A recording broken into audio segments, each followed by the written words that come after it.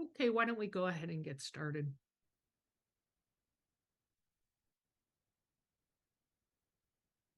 So hello, everyone. Welcome to Ask the Grant Writing Experts. I'm Dr. Meg Bouvier. You know me as the creator of your library of NIH grantsmanship courses. I have over 35 years of experience at NIH as an applicant, an intramural researcher, a staff writer, and now as a full-time NIH grant mentor. I've helped clients land over $500 million in federal funding, and I'm here to answer your NIH grant writing questions. So grab a cup of coffee and let's get started. So if you're attending live, you're in listen-only mode, just a reminder. You can type questions into the Q&A box and comments into the chat box. If you're watching this as a recording, today's date is September 20th. So everything is true to the best of my knowledge as of today, September 20th, 2023. But do always check the NIH website or the program officer to make sure that things have not changed in the interim. So what you should be viewing in the library right now, I would say if you're applying for an October deadline, you probably want to be putting the finishing touches on your narrative at this point. So probably looking at things like checklists to avoid top mistakes would probably be a good idea. I do also want to let people know that there is a live stream boot camp coming up on, let's see, Wednesday, October 25th and Thursday, October 26th. So this is the first time I'm actually going to be combining the K and the R. So on the October 25th at noon Eastern time, I'm going to be doing a live stream of Master the R series, and many of you have already attended those. The benefit of that is that you can ask me questions live, and all of the information is very up to date. And on the 26th, I'll be doing the K-specific portions of Master the K. So I'll be doing a section on choosing the optimal K, how to write the candidate background, the mentor letters and the institutional letter, and mistakes commonly made on K submissions. So if you haven't registered for that, you should be able to do that. You should be able to do that through your organization. I think you've been getting links to do that through the highlights emails that you should be getting every month. If you're having any trouble registering for Bootcamp, just send us an email at info@bouviergrant.com and we'll make sure that you get registered through your organization. So today, we were supposed to have David Widmer as a guest. He had a family emergency and won't be attending today, but we'll reschedule his topic for another day. So you're stuck with me answering questions today. I had a lot of mail-in questions, but I have several being typed in already, so I'm going to start by reading those. So the first one is, can you spend more time on the approach section during the boot camp this time around? So Julie, yes, I did get your email, and my plan is to do that to the best of my ability. We often get bogged down in part one of Master the R series because everybody comes in with their questions. But I'm toying with the idea of actually removing a couple of parts of the live stream for the first three parts, since everybody who's attending the live stream has access to the virtual course. So I don't need to present every last bit of information, and that would give us more time to focus on the approach section. And if there are parts in particular of the approach that people would like me to spend more time on, let me know. You know, do you want me to talk about scientific rigor? Do you want me to talk about where to present preliminary data, team tables? You know, if there's something in particular that people are just craving to have me talk about when I present the approach material at the live stream bootcamp, do let me know. Okay, so there's another question. I recently came across a funding opportunity from the Centers for Disease Control and Prevention. This is for a K training award application. Do you know how this CDC K may be different, similar to an NIH K application? I actually don't. So I only work on NIH grant applications, which is why I often have other grant writers from other places come and speak to us. My guess is that it may be very similar. I can tell you that if you've looked at that announcement, I can tell you that a mentored K at NIH is usually 5 years. And the application itself has a candidate section where you talk about your qualifications as a candidate, and it has a research strategy section where you talk about your project. So basically what you're meant to do in these mentored Ks is lay out your vision for your independent research career, talk about the training you already have, talk about the gaps, the parts that you still need to realize that vision of your independent research career, and lay the training out for those gaps as training objectives or training goals.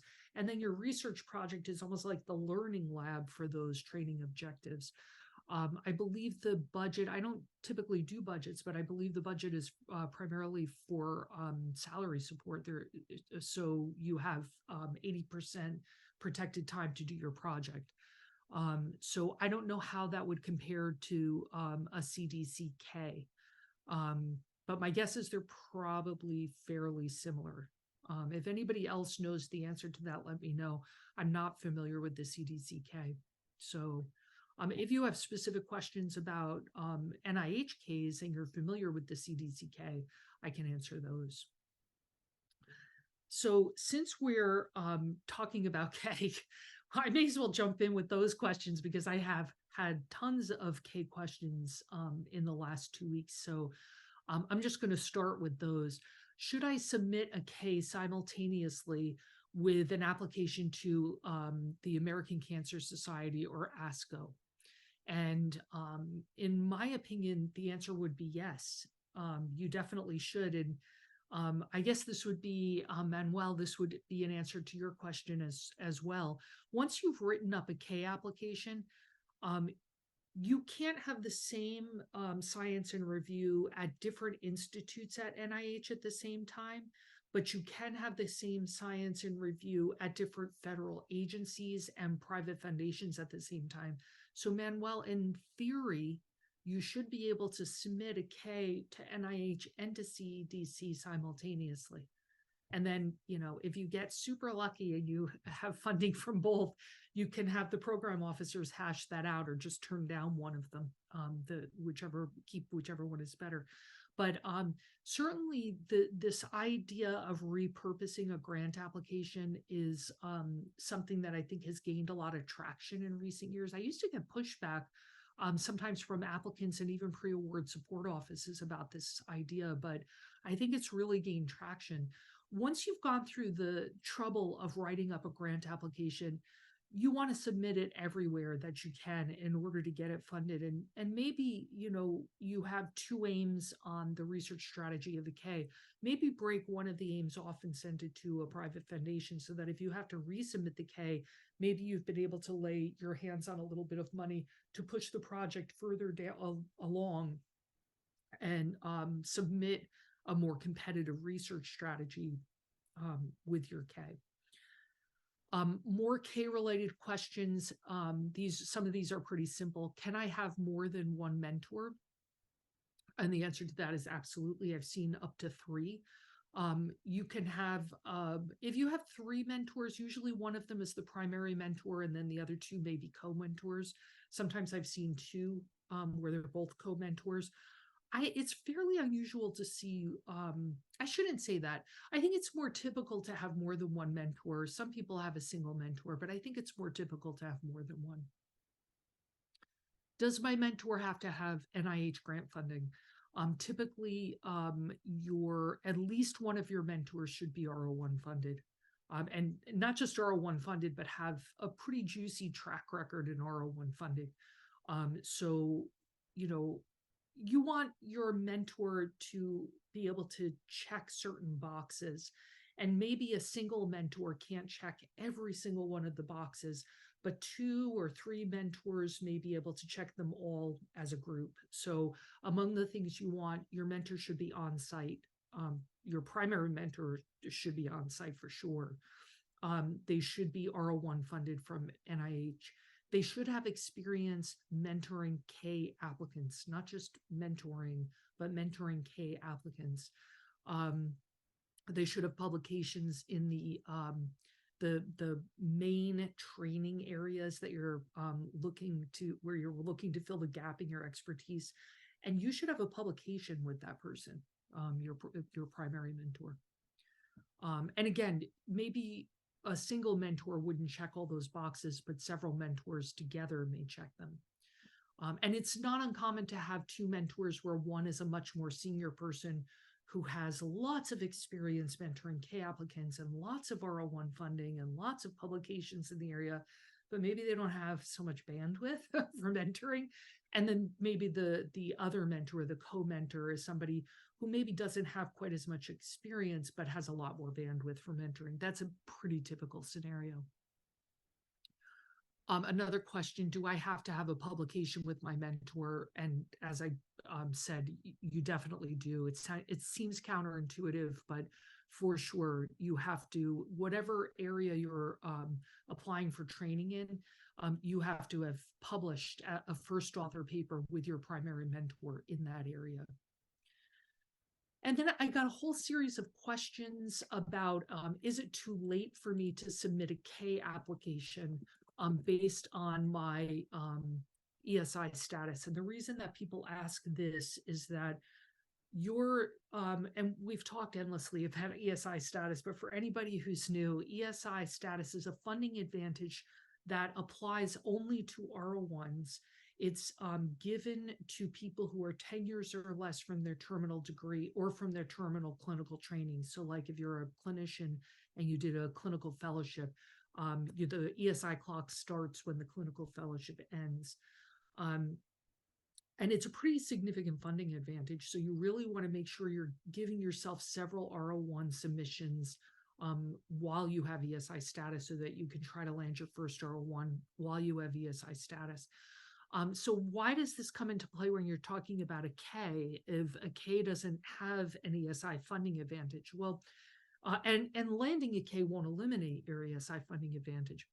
The reason is that on a traditional mentored K at NIH, they're usually 5 years, and you are committed to 80% effort with a few exceptions, like some people like in surgery can have a lower percent effort, but usually you're committed to 80% effort on a mentored K. And you're not eligible for a release in that percent effort typically until the beginning of year 4. So if you're writing a K, it's going to take you maybe 9 months to get in. From the time you submit to the time you get an answer is going to be about 9 months. And then if you resubmit, figure it's going to take you 3 to 6 months to write this resubmission and then another 9 months to get the answer. So it could take you like 2 years just to land the K from the time you apply to the time the project starts. And then it's another 3 years where you're not eligible to be a PI at an R01. And then you're probably not going to land your first R01. So you're looking at a second submission. So now you're up to like 6 years, which would leave you 4 years to have multiple R01 submissions. That's not a bad scenario, but I'm counting that from the minute your ESI clock starts. So if you're already 2, 3, 4 years into your ESI clock, you may want to like think backwards in terms of making sure that you're allowing yourself several years on the ESI clock. Okay, so we have some other questions that have come in. So the person who asked about more approach on the bootcamp, more time spent on the approach at the bootcamp, said, if you have any good examples of R01 level grants doing secondary data analyses on existing data sets, that would be cool. Trying to get an example from a certain organization right now, but any other examples would be great to see, especially specific aims for a secondary data analysis grant. I'm going to have to dip into my pool and see what I can. I would have to get permission from an applicant to show you that, but I'll also look to see if there's anything that's in the public domain that I could look at.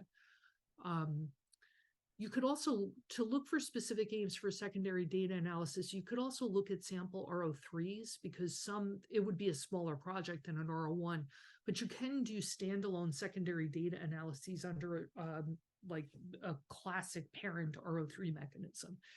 But I'll take a look around and see if I can find something that is secondary data analyses.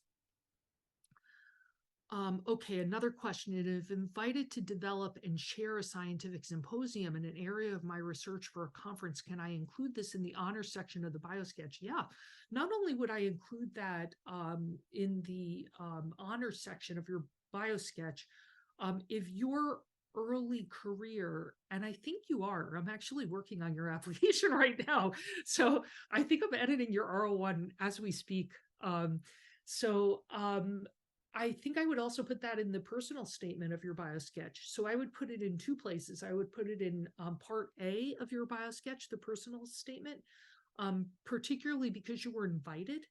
And particularly because your early career, I would play that up and write a sentence or two about being invited to do that in the personal statement of your biosketch, and include it in section B where you talk about the honors and awards. I think that's a great thing to do. In general, I would say that the personal statement of your biosketch, if you're early in your career, that section should be longer. You probably have fewer contributions to science. You probably have your other sections are probably shorter, and your personal statement should be longer. And you should be drawing the reviewer's attention to things like publications, how many publications came out of your postdoctoral training, or the first year or two of your faculty position, or whatever it is, and how many were first or last author. So I would highlight any awards you won. I would highlight all of that in the personal statement of a biosketch for somebody who's early career. Okay, another question. Should you try for a diversity supplement first or a K first in terms of career progression? Well, a diversity supplement would be a supplement to whose R01? Your mentors? I would probably do them in parallel. And if anybody else has an opinion about this, jump in, because I'm guessing on this one. But my guess is, if you're applying for a diversity supplement, like maybe to your mentors R01, why not just do that in parallel to the K? Yeah, and maybe ask the program officer, because diversity supplements are usually not that long, as I remember. So I would ask your program officer about that and see what they say. Particularly if you haven't put your K in yet, it's probably going to take 2 submissions to land a K, and you could be well through your diversity supplement by then. They tend to be a little easier to land, particularly at some institutes. I think diversity supplements tend to have much higher funding lines than a K. But I would ask your K program officer about that, and your mentor, and see what they say. It's a really good question. Okay, another question. RE the ESI, if you did a postdoc after completing your PhD, does the clock start after the postdoc or only after the PhD? And do things like parental leave count in extending your ESI? So your postdoc, I'm assuming you're a PhD and just doing a straight up postdoc. Your ESI clock begins when the month and year that you got your PhD. So the postdoc would be part of, this is the tricky part, right? Because as a postdoc, you're probably not applying for an R01. So that's why there's such a it's a 10-year period of time, because those early years, you're really gathering data to try to make yourself competitive at the R01 level. It takes time. So like you're in your postdoc years, you're probably trying to generate publications and maybe land some private foundation funding to make yourself more appealing at the R level. And maybe you'll even go for a K or an R03 or R21 before you apply for the R01. So the reality is, in the 10-year ESI clock, you might only be applying for R01s in the last couple of years of that 10 years, which is why they give you such a long period of time, because they recognize that you're really not going to be eligible to apply. You're not going to be competitive at the R01 level until those final years of the ESI status. And your second part, does parental leave count in extending your ESI? And I don't have a name for this person. I don't know if this is male or female, but I can tell you that if you are a woman who birthed a child, it's an automatic 1 year extension per child. You just have to apply for the leave.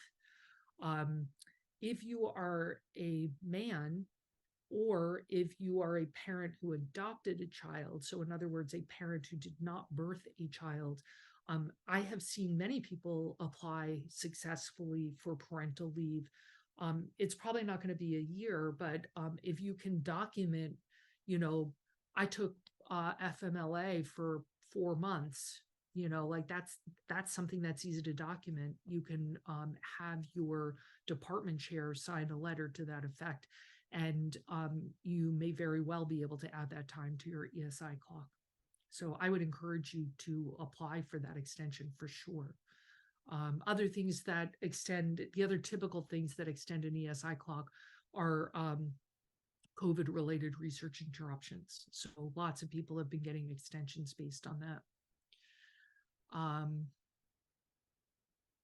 Oh, and the person just said, I just found information about parental leave and ESI status. Please disregard. Still good for people to hear. And then the person who was asking about more approach content on the boot camp. This could do the supplement. Oh no, so this is somebody who is answering the other person's question about the diversity supplement. This person could do the supplement and also do an F32 grant, which might be easier to do than a K01. That's a great idea, actually. I think that's a really good idea. So for the person who asked about, in terms of the sequencing, should I apply for a diversity supplement and or a K first? Another applicant wrote in and said, hey, maybe consider a supplement in an F32. The funding lines on the F32s are pretty high. And this other person asking about the parental leave said, I've had 2 children since obtaining my PhD. This would then mean 2 years of an extension. If you birthed 2 children since obtaining your PhD, which means that you birthed those children during your ESI status, it's an automatic 2 years of extension because it's 1 year for each child you birthed during your ESI status. You just have to put in the application for it, but it's an automatic 2 years. Yeah. So that's good news for you. So, okay, quick comment about the diversity supplement. I just completed mine and agree with Meg's advice to apply for it first and then work on your case submission concurrently. The review cycle is shorter. You can apply in the spring and be funded in the fall, and they aren't reviewed by study section, so maybe easier to get. The program officer I spoke with said people often go for diversity supplement, then a K, then an R. The one comment I will add is that you can't receive a supplement for a grant you are already funded on, so it would need to be a brand new to you grant. So I guess that means like if you're a co-I on the grant, you're not going to get a diversity supplement. It's something that you're not involved with. So, so Marlene, thank you so much for that. That's hugely helpful. That was advice for the person asking about the sequencing about the diversity supplement and the K. So a couple of good suggestions there. Okay, so that clears the questions that people have typed in. Feel free to keep typing them in. We still have another 6 minutes. I am going to, I'm going to try to get through 2 more. I'm going to screen share. I had a question about, okay, people should be seeing team roles. I've had a lot of questions about team roles lately, and who is a co-I versus a consultant versus a collaborator? Who do I get letters of support from versus biosketches? So I just wanted to give you this page, and I'm going to drop that in the chat, the URL for that. I'm going to drop that in the chat. One sec.